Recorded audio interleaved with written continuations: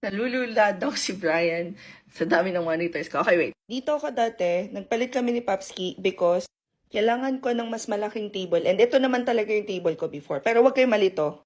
Wait. So, let's talk about bakit ang dami kong monitor. Very important. Netflix. Discord. Yung phone na yan, yung ginagamit ko for live. This one, all communication. So, Skype, Slack, nandyan. Pag nag-edit ako ng videos, nandito siya. Kailangan ko talaga yan because ang dami kong kailangang i-drag and drop. Hindi ako bibili niyan unless ni-require ni client ko and ni-require na siya ni client. So, kailangan ko siya for editing.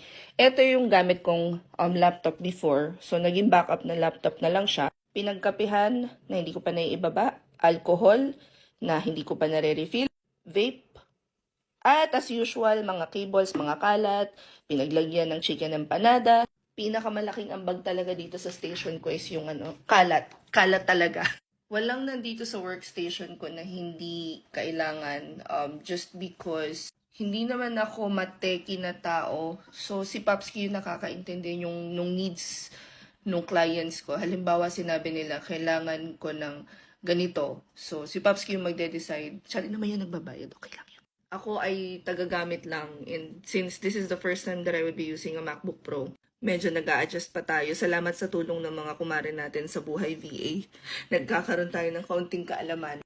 Sabi ko nga, yung kung ano man yung meron kayo na computer ngayon, yun yung gagamitin yung panimula. And then, malaramdaman nyo na at malalaman nyo kung kailan nyo kailangan mag-upgrade. Sa tinagal-tagal ko ng panahon na kailang upgrade na tayo mga sis.